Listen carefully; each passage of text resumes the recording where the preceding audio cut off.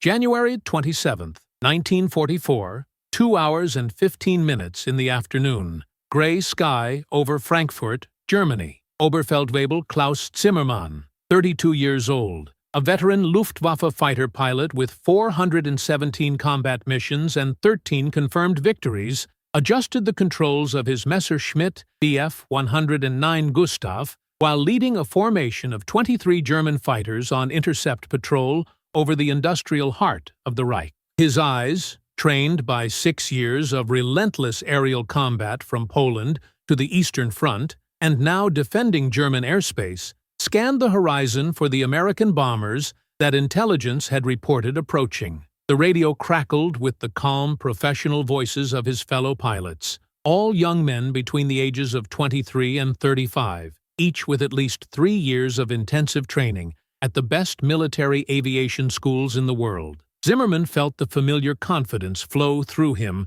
as he checked his instruments for the 10th time that hour. He had intercepted formations of B-17 and B-24 bombers dozens of times in the last 18 months. He knew their tactics, their speeds, their preferred altitudes, their weak points. The Americans were predictable, flying in tight formations, relying on their gunners for protection, and their P-47 and P-51 escort fighters rarely had enough range to penetrate deep into German territory. Today would be like so many other days, Zimmermann thought, another defensive victory for the Luftwaffe, another few American bombers falling in flames on German soil. He had no way of knowing that in the next 18 minutes, everything he believed he understood about aerial warfare would be shattered by men who shouldn't be there, flying planes that shouldn't have the range to reach that far, executing tactics that defied all established doctrine of aerial combat. Zimmermann had no way of knowing that among the clouds above him,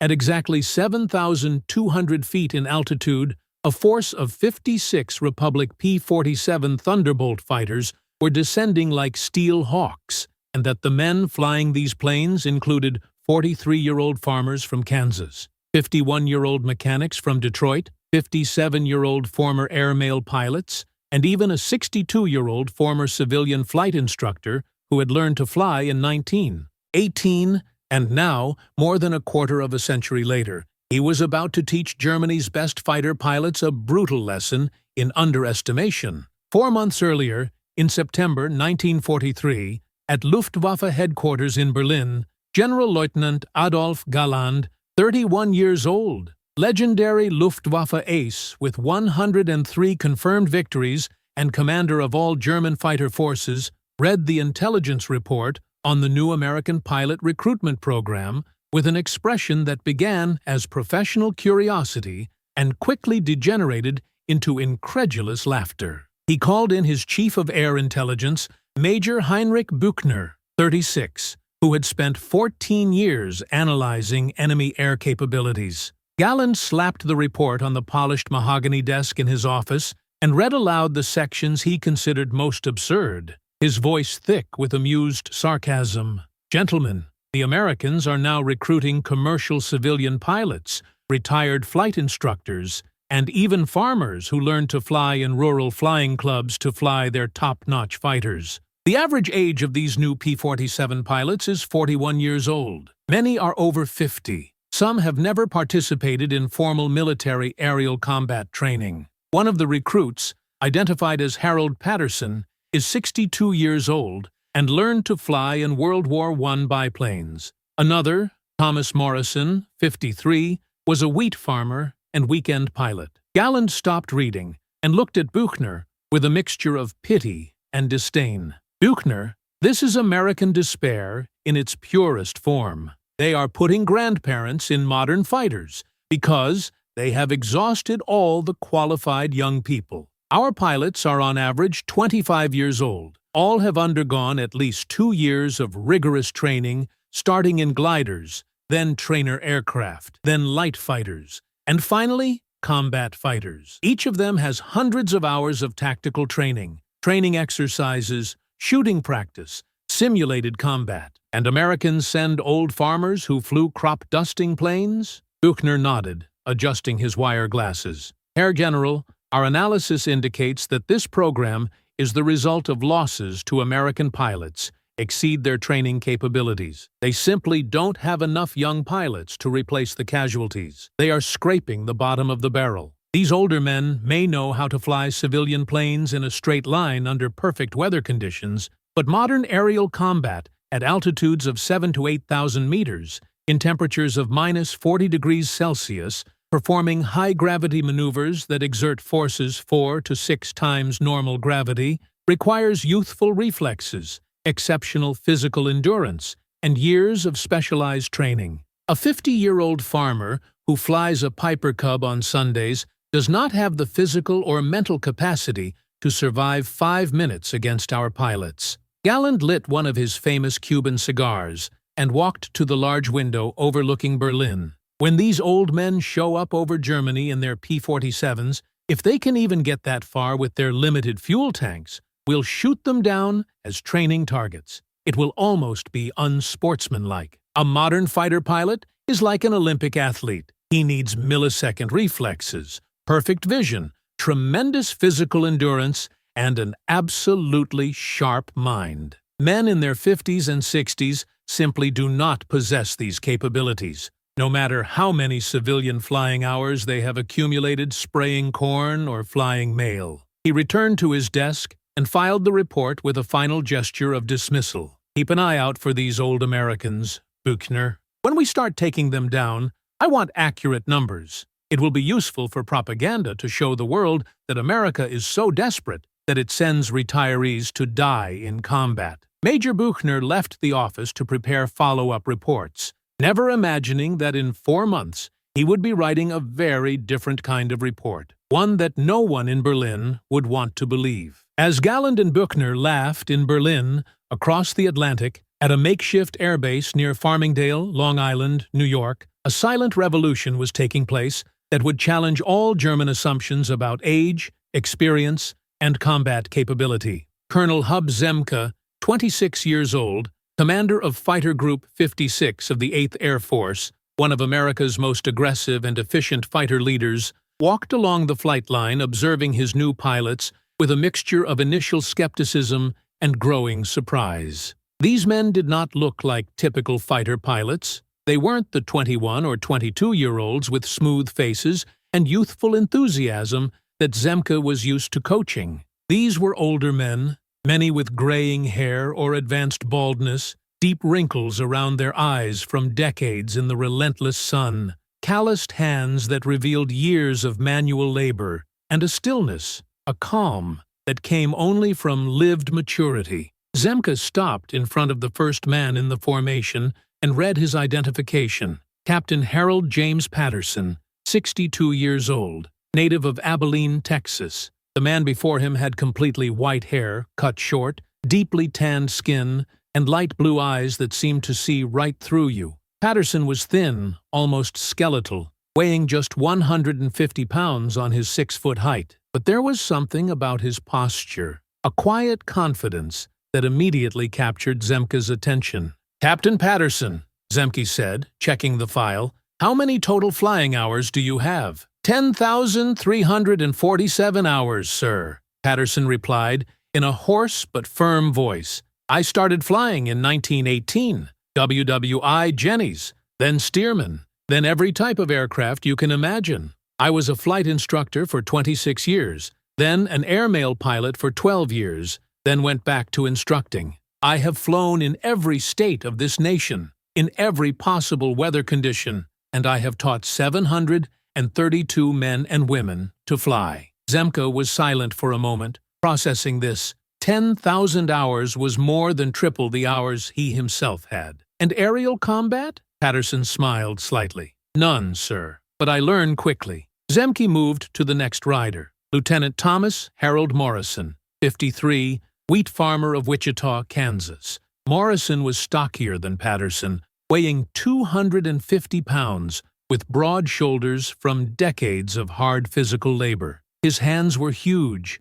calloused, and marked with scars from farm equipment. He had heavily graying brown hair and an absolute calm in his dark brown eyes. "Flight hours, Lieutenant?" Zemke asked. 3,608, sir," Morrison replied. I bought my first plane, a Piper Cub, in 1932 to supervise on my 1,200-acre farm. I discovered that I could cover in 1 hour what took me 3 days on horseback. I started flying to spray crops, then to all the farmers in the area. I've flown through dust storms, tornadoes, ice, snow, everything Kansas can throw at you. Morrison paused and added with a touch of dry humor, I've also flown P-40 Warhawks for 300 hours in the last year since I enlisted. I discovered that military fighters are not much different from flying tractors, just faster. Zemke continued down the line, encountering story after similar story. There was James Wellington,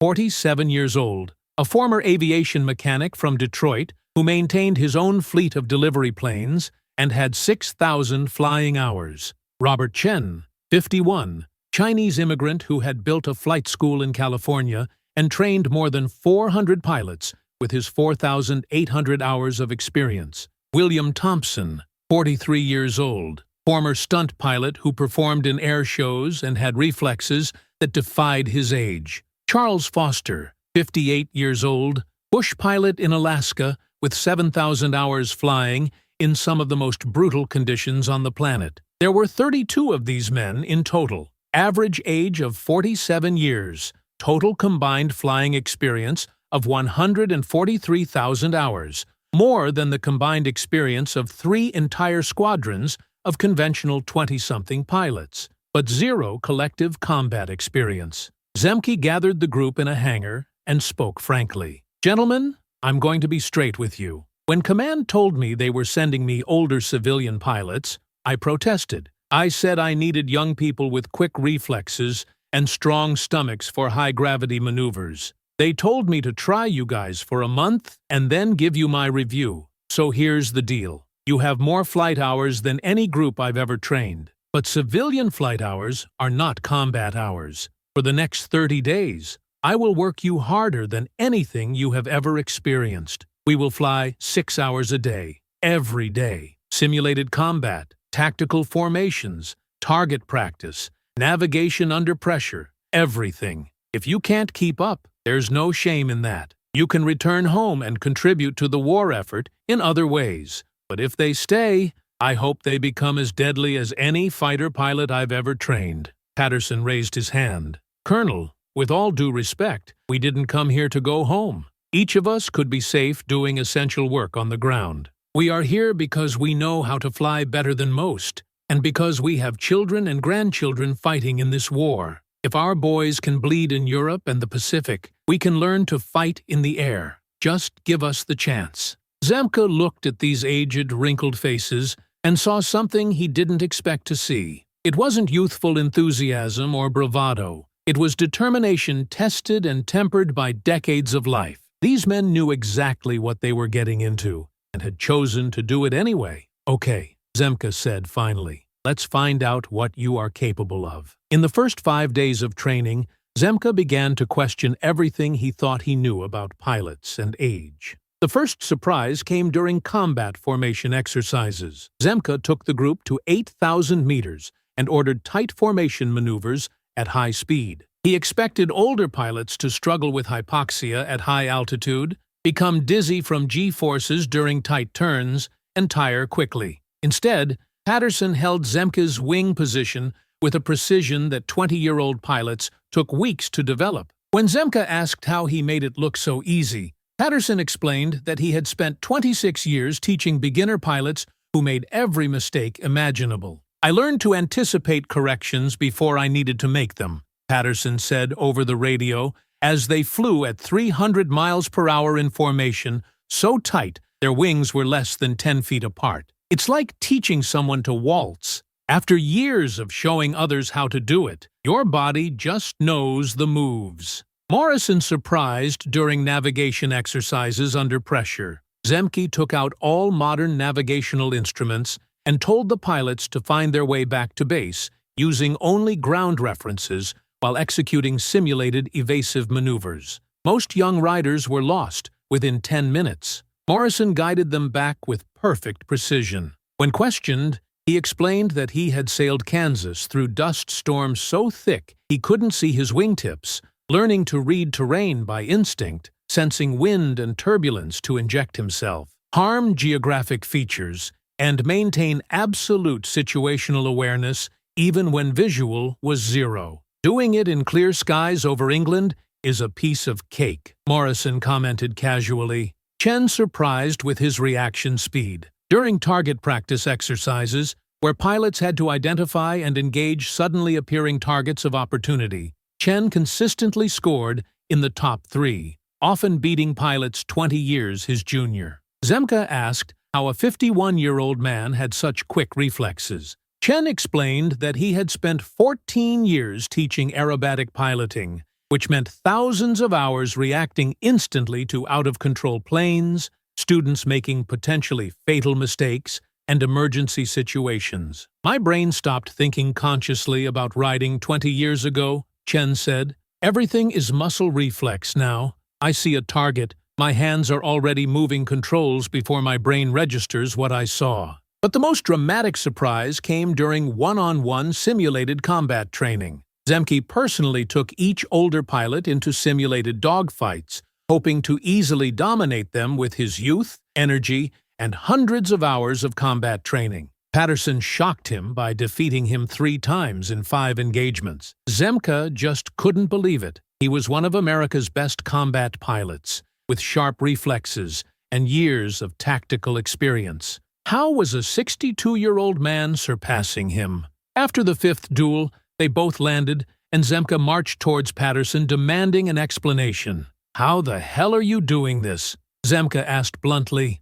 Patterson took off his flight goggles and calmly cleaned them before answering. "Colonel, you fly like a 26-year-old athlete. You are faster, stronger, have better vision, and better physical resistance than me. In a pure test of physical capabilities, you defeat me every time. But aerial combat is not just physical. It's mental. It's anticipating what your opponent is going to do before he does it. It's recognizing patterns. It's saving energy for the right moment instead of wasting it on unnecessary maneuvers." He paused and looked Zemka straight in the eyes. "You've flown perhaps 1,000 hours of instruction in combat. I have flown more than 10,000 hours teaching people how not to die on planes. I saw all the mistakes that humans can make on aircraft. Recognize patterns that you are still learning. When you start a maneuver, I already know how it's going to end because I've seen that maneuver 1,000 times before. I don't need to be faster than you physically if I can anticipate your actions mentally.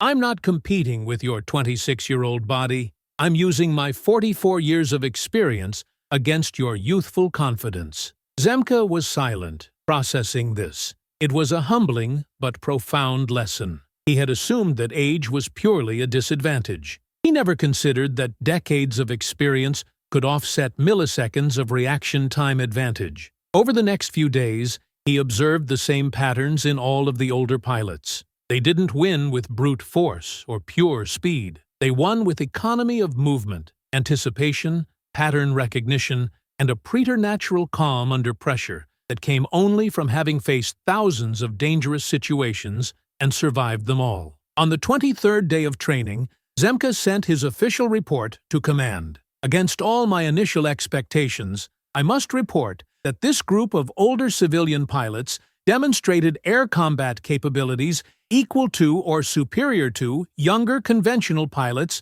in almost every metric. Your advantages include superior tactical combat reaction time due to advanced pattern recognition, the ability to remain calm under extreme pressure, exceptional navigational skills, above-average shooting accuracy, and natural leadership resulting from maturity and life experience. Its disadvantages include slightly reduced physical endurance on extremely long missions and slightly inferior vision in some cases. However, the advantages significantly outweigh the disadvantages. I strongly recommend that this program be expanded. Additionally, I recommend that these pilots be assigned to deep penetration escort missions where their superior navigational skills and ability to make decisions under pressure will be most valuable. With approval, I would like to immediately integrate you into my active combat group." 3 weeks later, on January 18, 1944, The 32 oldest pilots were officially assigned to Fighter Group 56 and began operational missions. Their first 5 missions were routine bomber escorts over France, where they performed adequately but without special highlight. Then came the mission of January 27th that would change everything and shock the Luftwaffe to its core. January 27th, 1944, 6:45 in the morning, Boxted Air Force Base, England. Patterson, now officially a squadron leader, despite being the oldest pilot on the base by a margin of over 20 years, gathered his 11 pilots for pre-mission briefing. Today's mission was ambitious to the point of being considered nearly impossible by conventional standards. They would escort B-17 bombers in an attack on the Frankfurt industrial complex, penetrating more than 400 miles into German territory, far beyond the normal fighter escort range. To make this possible, each P-47 would carry external auxiliary fuel tanks of 378 liters,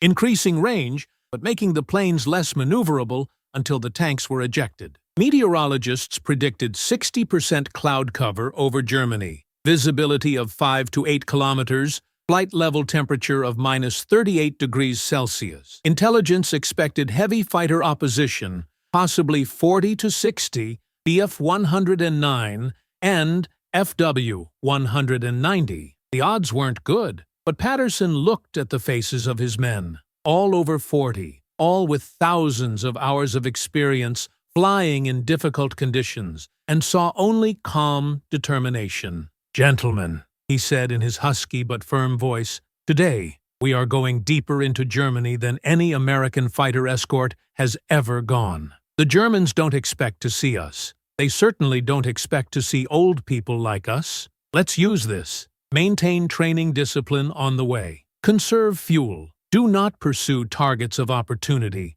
until we are sure we have enough fuel to return. And remember, we are not young kids trying to prove something. We are professionals with enough experience to know when to fight and when to retreat. Fly smart, not just brave." At 7:12 in the morning, 56 P-47 took off in partly cloudy conditions. Patterson led Able Squadron, 12 planes, including himself. Morrison led Baker Squadron, 12 planes. Chen led Charlie Squadron, 16 planes. The other 20 P-47 were younger conventional pilots under the command of regular officers. The formation rose through cloud layers, stabilized at 7,500 meters, and turned east. The flight across the English Channel and occupied France was tense but uneventful. The 17 B bombers, 120 of them, flew in precise combat box formations, their silver paintwork occasionally gleaming as sun pierced the clouds. Patterson constantly monitored instruments, calculating fuel consumption, adjusting course for higher winds, maintaining perfect situational awareness of the entire formation. At 10:43 in the morning, they crossed into German airspace. At 11:57, they approached Frankfurt. Then, at 12:58, exactly as intelligence had predicted, German fighters appeared. Zimmermann saw the bombers first, formations of perfectly organized combat boxes at 6,800 meters, 300 meters below his altitude. He counted approximately 120 B-17, rich target. He expected to see few or no escort fighters at this distance from English bases, perhaps a few P-47s or P-51s that would be at the limit of range and probably already heading back. Through radio, he coordinated with other training leaders. 23 Bf-109 from his unit, 19 FW-190 from another unit, plus 12 Bf-110 twin-engine heavy fighters armed with 30mm cannons designed specifically to destroy bombers. Total of 54 German fighters against 120 bombers with minimal or no escort. Good odds. Zimmermann ordered standard attack formation. The heavy Bf-110 would attack frontally using their powerful cannons, while the Bf-109 and FW-190 would attack from the flanks and rear. It was a tried-and-true tactic, executed dozens of times with varying but consistent success. He began his attack dive, accelerating from 450 kilometers per hour to 630, aiming for the lead bomber formation. His finger hovered over the trigger of his 4 MG-107 machine guns and 2 MG-151 20mm cannons. Closing range, 1,200 meters, 1,000 meters, 800 meters. Then his radio exploded into life with German voices shouting urgent warnings. Achtung! Achtung! Thunderbolt fighters! Lots of fighters! From above! From above! Zimmermann instinctively pulled of the approaching bomber and looked up. His blood ran cold. Descending from the clouds at 7,200 meters came P-47, not 5 or 10, as he might expect from a late, low-fuel escort. 56 of them. 56 Thunderbolts diving at full attack speed, positioned perfectly to convert altitude into deadly speed, with the sun behind them making them difficult to see until they were almost on top of the Germans. It was impossible. P-47 did not have the range to reach that far and still have fuel for combat, but here they were, and within seconds they would be in firing range. Patterson saw the German formation begin attacking the bombers exactly as he expected. He had spent the last hour watching the sky, using his 10,000 hours of experience to read clouds, predict where enemy fighters were likely to appear, position his formation for maximum advantage. Now he had 54 German fighters below him, focused on the bombers, completely unaware of the American presence above them until the moment before. It was perfect setup. Over the radio, Patterson gave the order he had rehearsed hundreds of times in training. All squads, attention, eject external tanks on my brand. 3, 2, 1, eject. 56 fuel tanks dropped simultaneously, instantly reducing weight, making the P-47 war machines completely maneuverable. Attack dive, free formation, engage targets of opportunity, fly smart, let's go. Patterson pushed forward, and his 6.5-ton Thunderbolt dove like aerodynamic rock. Speed increased rapidly, 600 kilometers per hour, 650, 700. G-force compressed his body into the seat. He knew younger riders could handle more G-forces, but he didn't need brute force. I needed precision and timing. 450 meters from the first BF-109, he adjusted his aim through years of instinctive practice, saw the perfect moment, and pressed the trigger. 850 caliber Browning M2 machine guns, 4 on each wing, opened fire with a deafening roar. Combined rate of fire of 96 rounds per second, each projectile weighing 45 grams. Muzzle velocity of 890 meters per second. Its first 2.5-second burst sent 240 projectiles flying through 200 meters of space, and the impacts began in the center of the Messerschmitt. Metal tore. Cabin glass exploded. Black smoke gushed from the engine. BF-109 rolled violently to the right and began an uncontrolled downward spiral. Patterson didn't stay to watch. He was already turning to the next target, conserving ammunition, choosing shots with surgeon's precision instead of wasting long bursts like inexperienced pilots did. Around him, his 11 other pilots, all over the age of 40, were performing the same deadly dance with an efficiency that came from decades of flying hours. Morrison caught a Focke-Wulf FW-190 trying to escape in a dive. The German pilot was good, executing a series of rolls and yaws that would have confused a less experienced pilot. But Morrison had spent 21 years flying over the Kansas plains in all kinds of weather conditions, chasing tornadoes to study them, navigating dust storms that could turn planes upside down without warning. He read the trajectory of the FW-190 as if he were reading weather, anticipated the next evasive maneuver, adjusted his line of flight, and when the German fighter rolled exactly where Morrison predicted it would, he was already in the perfect position for deflection fire. Their 50 caliber machine guns thundered. Shells tore through the thin fuselage of the FW-190. Engine caught fire. Pilot ejected seconds before plane exploded in orange and black fireball. Morrison turned smoothly, scanned the sky for the next target, maintaining perfect awareness of fuel position, remaining ammunition, friendly and enemy positions. This multiple situational awareness, the ability to mentally track 10 variables simultaneously while piloting in high-speed combat, was something that took years to develop. Young pilots often fixated on a target and lost awareness of everything else, making themselves vulnerable. Morrison and other older pilots never made this mistake. His decades of experience had programmed multitasking at an unconscious level. Chen found himself in classic dogfight with a BF-109 piloted by someone obviously experienced. Both planes circled in increasingly tighter spirals, each pilot trying to get tail position on the other. It was a battle of endurance as much as skill. Whoever could make the tightest turn for the longest time would win. The young German pilot had an age advantage, probably withstanding G-forces better than the 51-year-old Chen. But Chen had an advantage that German could not see. Chen had spent 14 years teaching aerobatic pilots, performing high-gravity maneuvers repeatedly, day after day, year after year. His body was conditioned for it in a way that most fighter pilots, who saw combat occasionally, never would be. Additionally, Chen knew exactly how much to push without losing consciousness. He knew his own limits perfectly, because he had tested those limits thousands of times under controlled conditions. He tightened the curve just a degree tighter than he thought German could sustain. G-forces rose to 5 times normal gravity. His blood was pushed down into his body. Vision began to narrow at the edges, the famous vision tunnel that preceded blackout. But Chen knew exactly how much he could take. Maintained curve, 3 seconds, 5 seconds.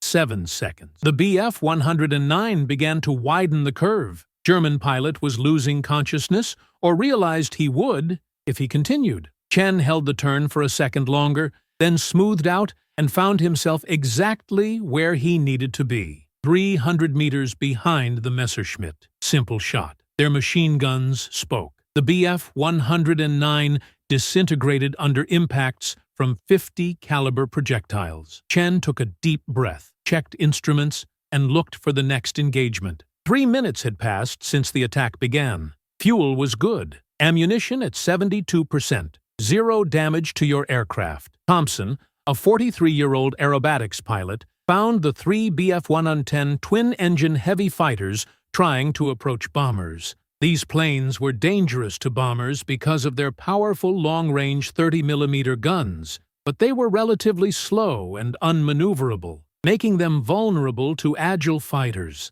Thompson dove on the leader of the formation like a hawk on prey. The rear gunner of BF-110 opened fire with defensive machine guns, but Thompson was already performing a barrel roll while diving, a maneuver he had practiced thousands of times in air shows, making him an almost impossible target to hit. He came out of the bearing 100 meters from the BF-110, a distance practically point-blank in aerial combat, and opened fire with all 8 machine guns. The large twin-engine fighter practically disintegrated under a tsunami of 50 caliber projectiles. Massive explosion lit up sky as fuel tanks and cannon ammunition detonated simultaneously. According to BF-110, he tried to escape by diving. Thompson pursued him, but a P-47 piloted by a 23-year-old young man arrived first and destroyed him with a long burst. Thompson wasn't frustrated.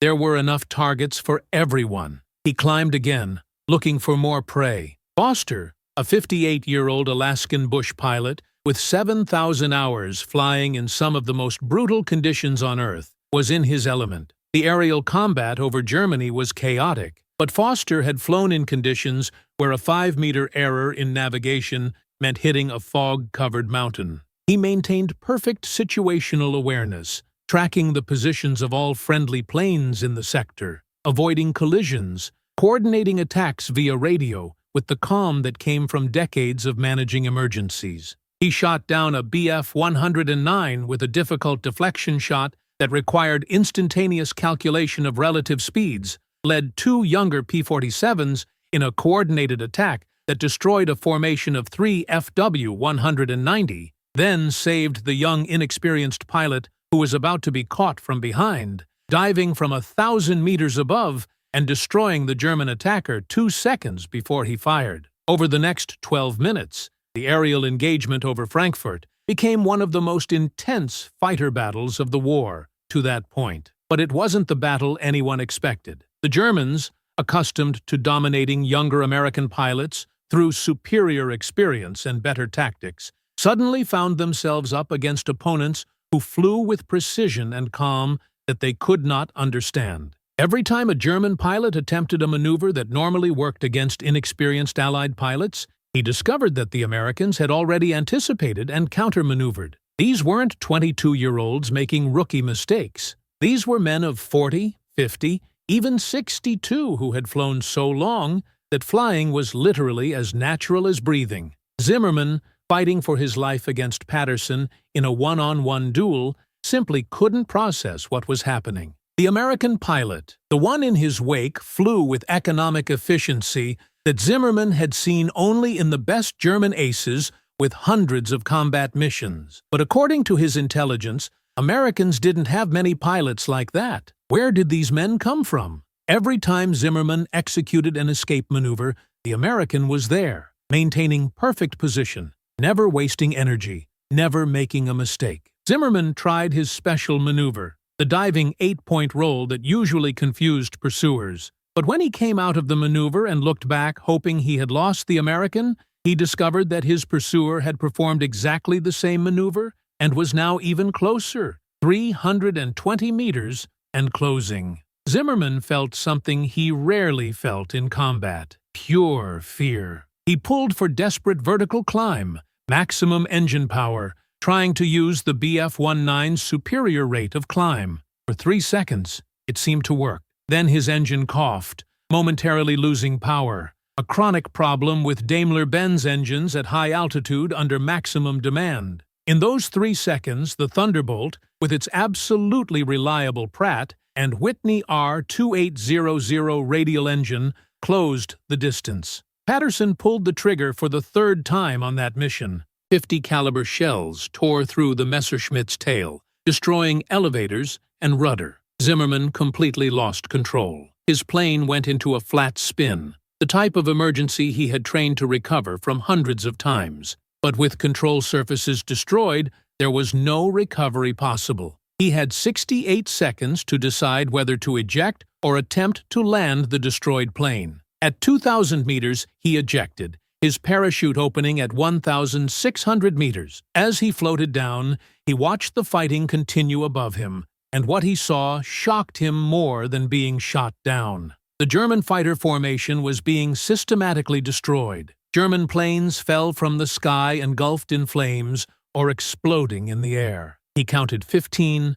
then 18, then 22 German planes shot down or severely damaged. And the Americans were still there, still fighting, still flying with that unearthly precision. The battle lasted 19 minutes in total from the first shot until the last German plane fled the area. When it ended, the result was devastating for the Luftwaffe. Of 54 German fighters that attacked, 27 were shot down, 14 severely damaged. Only 13 escaped unharmed. American losses were extraordinarily light. Only 2 P-47s shot down, 3 damaged but able to return to base. But cold statistics don't capture the true impact of the battle. What really shocked the Germans was the quality of the defeat. It was not defeat due to overwhelming numerical superiority. It wasn't luck or a single tactical surprise. It was defeat for simply being outclassed in skill by pilots who, according to all German assumptions, should not have been there. Patterson led the American formation back to England, carefully monitoring everyone's fuel. They had flown deeper into Germany than any previous escort, fought for 19 intense minutes, and still had enough fuel for safe return. It was a testament to fuel discipline and precise navigational planning that came from experience. As they flew back through France, Morrison broke radio silence. "Able leader, this is Baker leader. All my birds are green. Good fuel. No significant damage. Good work, guys." Charlie leader, Chen, reported similar. "Able leader, Charlie leader here. Squadron intact. 3 possible kills confirmed, 2 probable. Returning home." Patterson allowed himself a small smile. "Guys, good work to everyone. Stay trained. We still have 270 kilometers over enemy territory. Let's take everyone home." They landed at Boxted at 3:47 in the afternoon,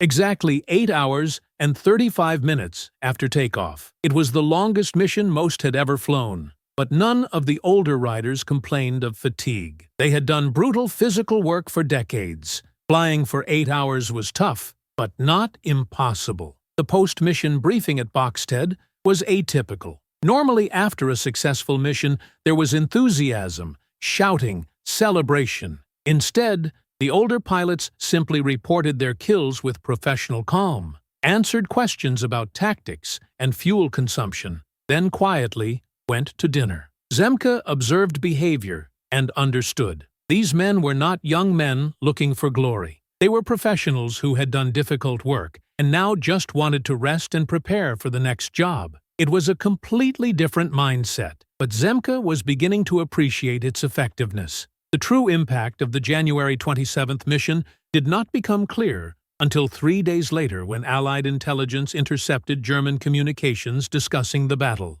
What they read shocked them. German radio transmissions during the battle, recorded by British listening stations, revealed increasing confusion and panic. German pilots screaming that they were facing American pilots with skills that shouldn't exist. Ground commanders demanding explanations for how so many planes were lost. Reports of surviving pilots trying to explain their defeats and being accused of exaggeration or cowardice. But the most revealing document came from Zimmermann, who, after being rescued by a German recovery unit, had written a detailed report on the engagement. British intelligence obtained a copy through an agent in Berlin and shared it with American commanders.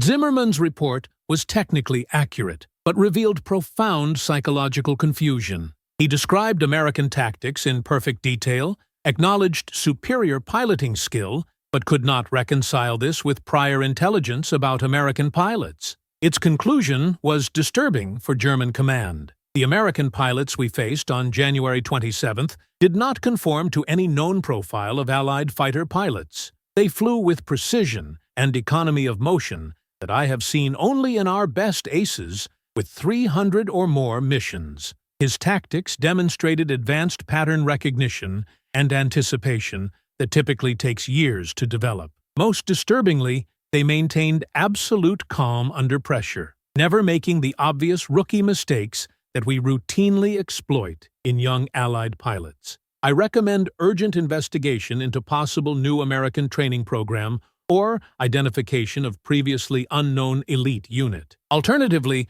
we must consider that Americans have developed a method to accelerate the acquisition of combat skills beyond our current training capabilities. In both cases, this represents a significant change in enemy capabilities that must be addressed immediately. The investigation Zimmermann recommended began immediately. German intelligence collected all reports from surviving pilots, analyzed radio recordings, interrogated captured American pilots from other missions, tried to identify this mysterious elite unit. What they discovered 3 weeks later left the Luftwaffe leadership in a state of deep shock. On February 20th, Buchner presented a full report to Galland. Herr General, we have identified the unit responsible for the action on January 27th. It is Fighter Group 56 of the 8th Air Force, commanded by Colonel Hubert Zemke. Galland nodded. I know Zemke, competent pilot, but that doesn't explain the level of skill our pilots reported. Buchner paused, then continued.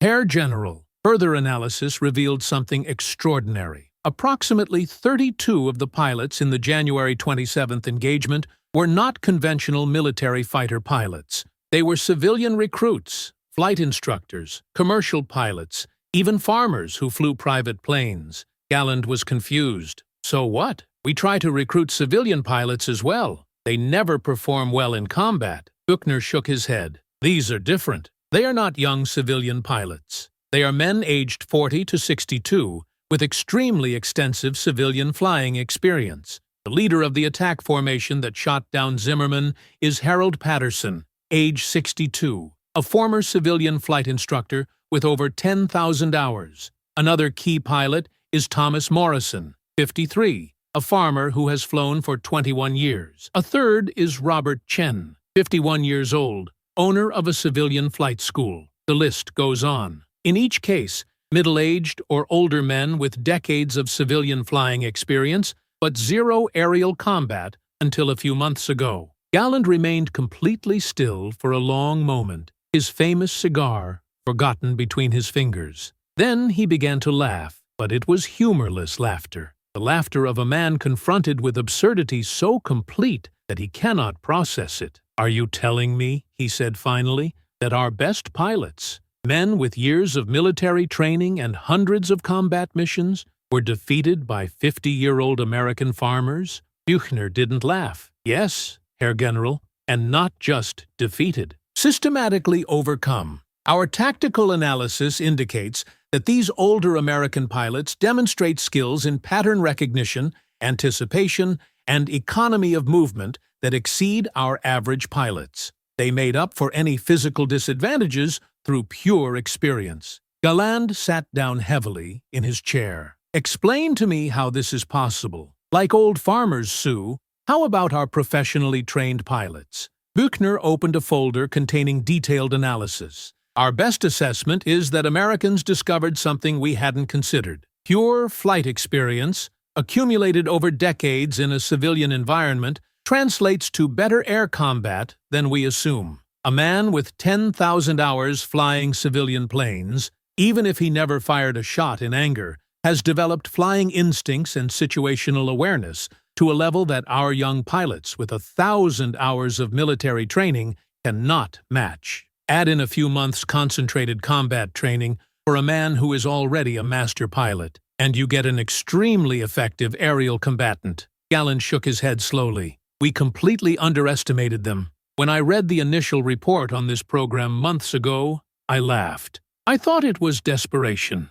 Buchner closed the folder. "It was innovation, Herr General, and now they have 32 of these pilots operational, possibly more in training. And our pilots, who are already under tremendous pressure, must now face adversaries who fly like our own veteran aces." Galland smoked his cigar in silence for several minutes. Finally, he said, "Inform all hunting party commanders. When encountering P-47 formations, do not assume that they are flown by inexperienced young people. Assume high-level competence until proven otherwise. And Buchner," he added as his intelligence officer turned to leave, "find out if the Americans are expanding this program. If they're producing 100 or 200 of these older pilots, that changes fundamental calculations about air warfare over Europe." In the following months, the performance of the older drivers was not a unique anomaly. Mission after mission, they consistently demonstrated skills that shocked friend and foe alike.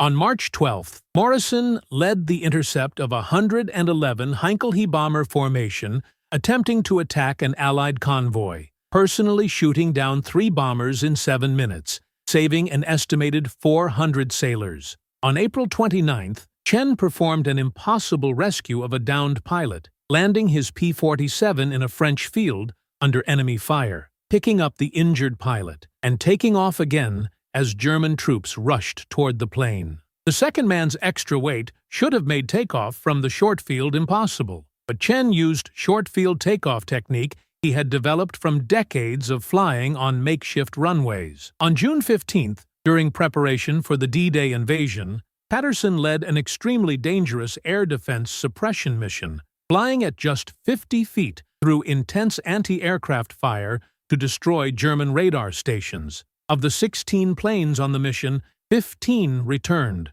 all damaged, but all flyable. Patterson received Distinguished Service Cross for leadership under fire. Thompson set an unlikely record when he shot down 5 German planes in a single day in 2 separate missions, becoming a single-day ace at the age of 44, one of the oldest pilots to achieve ace status. Foster saved an entire bomber formation when, serving as escort leader, he identified a German fighter ambush forming 15 minutes before it occurred, repositioned his fighter formation, and turned the planned German ambush into a disaster for the Luftwaffe. Each of these actions demonstrated not juvenile reflexes or brute strength, but experience, judgment, and an ability to read developing situations that came only from decades of flight time. And each action added to the growing legend of these unlikely warriors of the sky. The psychological impact on German pilots of being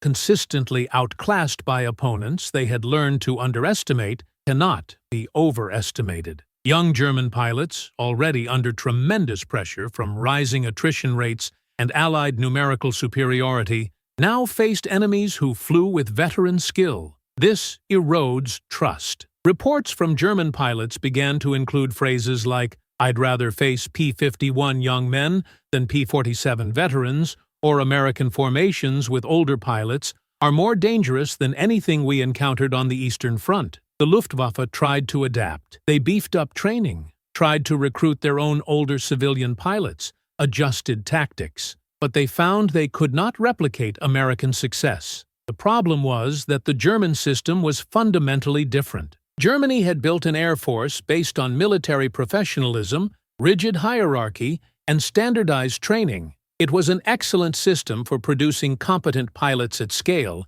but it did not have the flexibility to absorb unconventional pilots. When they tried to recruit 50-year-old civilian flight instructors, they discovered that the German military system didn't know what it did. With them. Young officers didn't want to take orders from old civilians. The training structure had no place for men who already knew how to fly. The Luftwaffe's elite and youth culture actively rejected those who did not fit the mold. Additionally, Germany in 1944 simply did not have the American resources for experiments. Every plane, every gallon of fuel, every pilot was too precious to risk on unproven programs. America could experiment because it had massive industrial production, seemingly unlimited resources, and the luxury of being able to make mistakes and try again. Germany was fighting for survival and could not afford mistakes, so the American advantage of older, experienced pilots remained with no effective German response. On August 23, 1944, 6 months after the shocking first mission, Patterson and Morrison were called to London to meet with senior 8th Air Force leadership. They entered the conference room expecting perhaps some routine briefing and found Major General James Doolittle, commander of the entire 8th Air Force, waiting for them. Doolittle was a living legend, hero of the famous Tokyo attack, one of America's most respected aviators. "Gentlemen," Doolittle began without preamble, "you and your fellow older pilots have achieved something remarkable. Over the past 6 months, your group has established a mission success rate of 97.3%, the highest of any fighter unit in Europe. You have a collective kill ratio of 4.8 to 1, meaning that for every plane we lose from you, you shoot down almost 5 Germans. And most importantly, bombers under his escort have a survival rate 14% higher than average. You are saving lives and winning battles." He paused and looked directly at Patterson. "Captain Patterson, you personally have 17 confirmed kills, making you 3 times ace. At 63, you are probably the oldest fighter ace of any Air Force in human history. You should be retired raising grandchildren, not shooting down Messerschmitts. How the hell do you do that?" Patterson, uncomfortable with the attention, responded with his typical modesty. "General, I'm not faster or stronger than 20-year-old pilots, but I flew for 45 years. I know planes like I know my own breathing. When I go into combat, I don't consciously think about every control, every adjustment. My body just does. This frees me to think tactically, anticipate what the enemy will do, position myself before he moves. Experience makes up for age." Morrison added,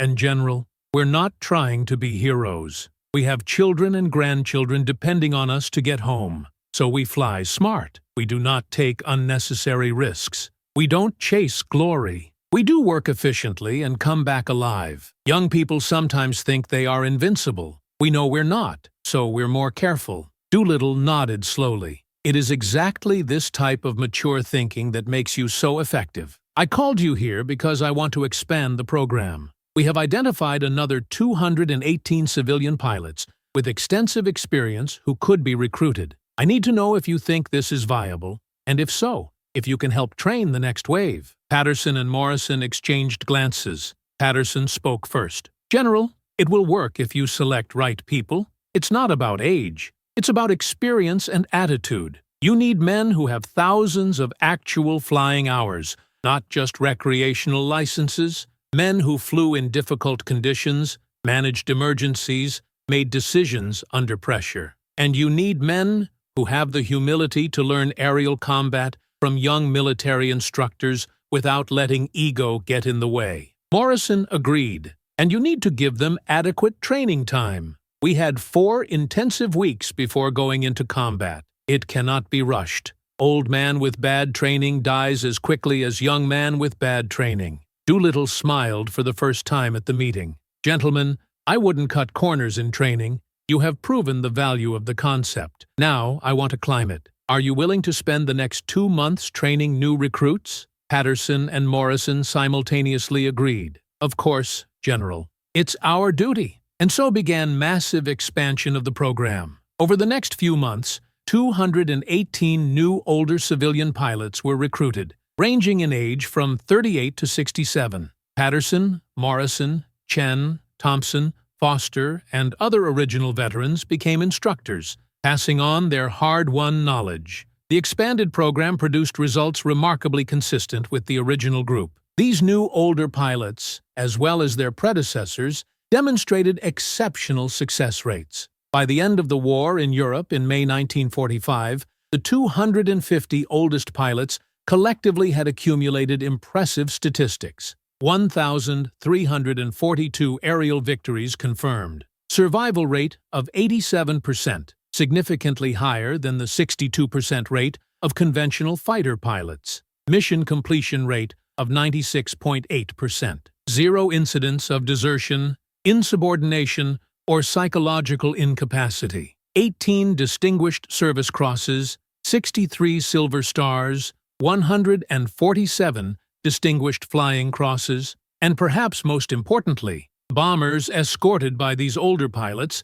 had a 14% lower loss rate than average, translating to approximately 3,600 bomber crew lives saved over the course of the war. The legacy of these unlikely warriors extended far beyond their statistical achievements. They forced fundamental rethinking of assumptions about age, experience, and combat capability. Before them, military aviation assumed that fighter pilots had to be young, in their 20s, to have the necessary reflexes and physical resistance. They proved that experience and judgment could offset the physical advantages of youth. More profoundly, they demonstrated that underestimating opponents based on prejudice was a fatal error. The Germans had laughed at the idea of old farmers and flight instructors fighting in modern warfare. That laughter cost them thousands of planes, trained pilots, and ultimately contributed to the loss of air superiority that made the Allied invasion of Europe possible. It was a lesson in the dangers of arrogance.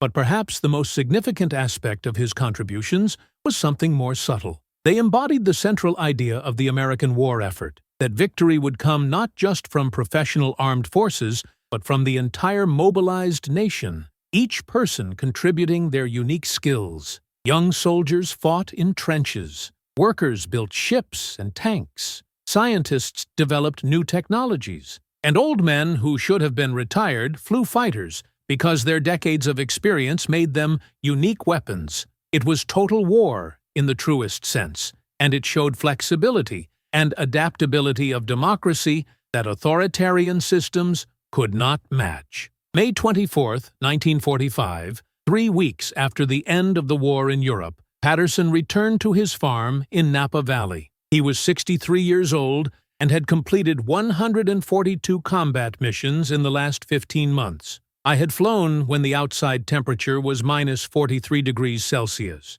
He had flown injured twice. He had been shot down once and walked 40 miles through enemy territory to reach Allied lines. I had seen friends die. He had killed men. His wife, Martha, who had waited for him with anguished patience, was on the porch when the army truck dropped him off. She was 60 years old, with gray hair, hands that shook as she watched him get out of the vehicle. They looked at each other for a long moment without speaking. Then Martha said simply, "You're too old for this. Patterson smiled, his wrinkles deepening. "I know, but it had to be done." They hugged, and Patterson felt 15 months' worth of tension finally leave his shoulders. In the following weeks, he tried to return to normal life, repaired fences. He took care of the vegetable garden, played with grandchildren. But he found he couldn't stop thinking about the other men, the ones who didn't come back. Of 250 older pilots who served, 32 had died in combat. 18 others were captured and spent months in prison camps.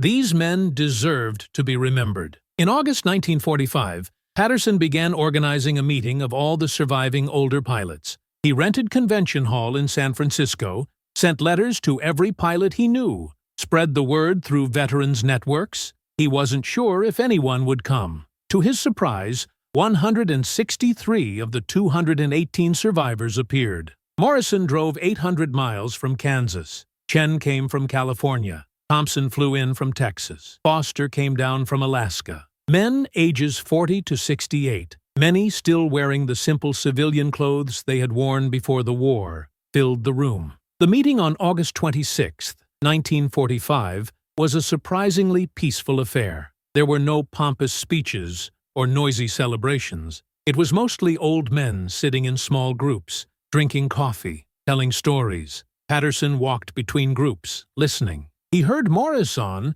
describe how he returned to his farm and discovered he could no longer see tractors the same way after flying fighter jets at 450 kilometers per hour. He heard Chen talk about teaching flying again, but now with a completely new appreciation for the risks his students faced. He heard Thompson admit that he still sometimes woke up in a sweat, dreaming of burning planes. At the end of the day, Patterson asked for attention and spoke briefly. "Gentlemen, we do not see ourselves as heroes. We are just Americans who did what needed to be done. But I want each of you to know that the work we did mattered. Each bomber we safely escorted saved 10 lives. Every enemy fighter we shot down meant an Allied bomber that wasn't attacked. We made a difference. The men who did not return did not die in vain. And the world needs to know that age is not a limitation when experience and determination are applied intelligently." Applause was moderate but sincere. Then the gathering dispersed, men returning to their normal lives, carrying memories of times when they did the extraordinary. 50 years later, in August 1995, military historian Professor David Richardson of Stanford University organized a conference on unconventional contributions to World War II. He invited all the older pilot program survivors he could locate. Only 17 were still alive, all now between 88 and 112 years old. Patterson had died in 1983 at the age of 101. Morrison died in 1991 at 99. Chen died in 1987 at 93. But Foster was still alive at 99, as was Thompson at 94. They came to Stanford in wheelchairs and with walkers, but they came. Richardson recorded extensive video interviews. In an interview, Foster, now nearly deaf and partially blind, was asked if he thought age had been a disadvantage. "No," he said firmly, "it was an advantage. We had seen so much in life that war didn't scare us the way it scared 20-year-old boys. We knew we could die. Everyone knew that. But we also knew how to live with fear without letting it paralyze us. This comes with age." Thompson was asked what he remembered most about the war. "Silence," he said. "When we returned from missions, the bombers we had escorted flashed lights in gratitude, but there was no sound through the vacuum of thin air within 7,000 meters. It was absolute silence. And I remember thinking, we're making a difference here. These bomber crews are going home because of us. Your children will have parents. It's humiliating and terrifying at the same time." Another surviving veteran, William Chen Jr., son of Robert Chen, who had died decades earlier, attended the conference. He was now 65 years old and had become a commercial pilot in his father's footsteps. He brought a letter that his father had written to him in 1944, but instructed not to open it until after his father's death. Richardson asked permission to read the letter aloud. Chen Jr. agreed. The letter said, "My dear son, if you are reading this, then I did not survive war. I want you to understand why I chose to fight despite my age. When war started, I could have stayed safe in California teaching flying. Nobody would have blamed me. I was 51 years old. I had a family. I had a business. But I saw what was at stake. I saw tyranny trying to conquer the world. And I realized I had a unique ability that could help stop this. I knew how to ride better than most people because I had done it for 28 years, every day, in all conditions. This ability gave me responsibility. I couldn't stay at home knowing I could make a difference, so I chose to fight. And if I died doing this, I want you to know that I have no regrets. I'd rather live 60 years doing what was right than 80 years questioning whether I should have done more. I hope you remember me not as a hero, but as a man who did what he believed was necessary. And I hope you live your life with the same conviction. Do what is right, even when it is difficult. Use your skills to help others. And never let anyone tell you that you are too old, or too weak, or too inadequate to make a difference. Experience and determination trump youth and strength. They always overcome. With love, your father. When Richardson finished reading, there was silence in the auditorium. Then applause, slow at first, and then increasing, from an audience of 200 people who had come to hear these stories of unlikely courage. Richardson's study of older pilots was published in 1909, NTA and 7, as a book called Gray Aces, Experience and Excellence in Air Warfare. It became a surprising bestseller and sparked renewed interest in the story. Documentaries were made, schools named libraries after Patterson and Morrison. National World War II Museum in New Orleans has created permanent exhibit on unconventional contributions, including large section on older pilots. The fundamental lesson of history, Richardson wrote in the conclusion of his book, is not that age is an advantage in combat. It's just that experience has value that cannot be replicated through youth or formal training. In a world that often values only youth, speed, and physical strength, these men proved that wisdom, judgment, and skill accumulated over decades are equally valuable, sometimes more valuable. They didn't win despite their age. They won because of the experience that age brought. It's a crucial distinction that modern societies often forget. For the Luftwaffe, the lesson came too late. Their initial arrogance, mockery of old Americans trying to fight, cost them dearly. When they finally understood the value of what Americans had discovered, it was too late to adapt their own systems. Rigidity of thought, inability to see beyond established doctrines, and prejudices about age and ability contributed to defeat. It's a military but also a social lesson about the dangers of underestimating people based on superficial characteristics. Today, in a museum in Boxted, England, on the site of the former airbase where the group flew, there is a simple memorial. It is a polished granite stone with 250 names engraved on it, 218 survivors plus 32 who died in combat. Above the names is an inscription: "Age is just a number. Experience is eternal." These men, ages 40 to 67, proved that wisdom trumps youth when applied with courage. They flew when the sky was darkest. They won when victory seemed impossible. They returned when others said they never could.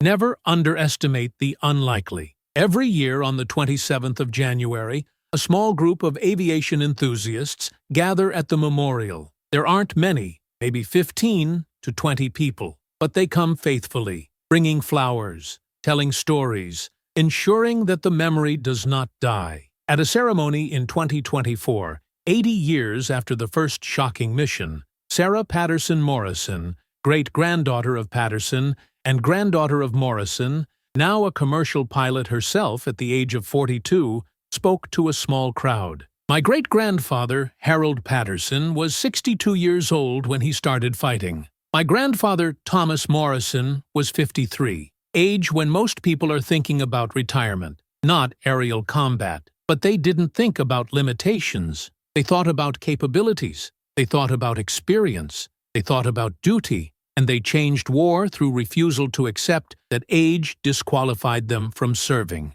She paused, looking at names on the stone. The history of this war is full of young heroes, and with good reason. But it should also be full of stories about unlikely heroes, people who didn't fit the mold, but made a difference anyway. My ancestors and their comrades proved that it is never too late to contribute. It is never too late to make a difference, and it is never too late to prove that those who scoff at the improbable are often the first to be shocked by reality. Applause echoed through the former airfield, now transformed into a peaceful park, and somewhere above, perhaps, spirits of 250 grizzled warriors still fly, proving eternally that experience, when combined with determination and courage, can make anything seem possible, even the unwinnable war when everyone says you're too old to try.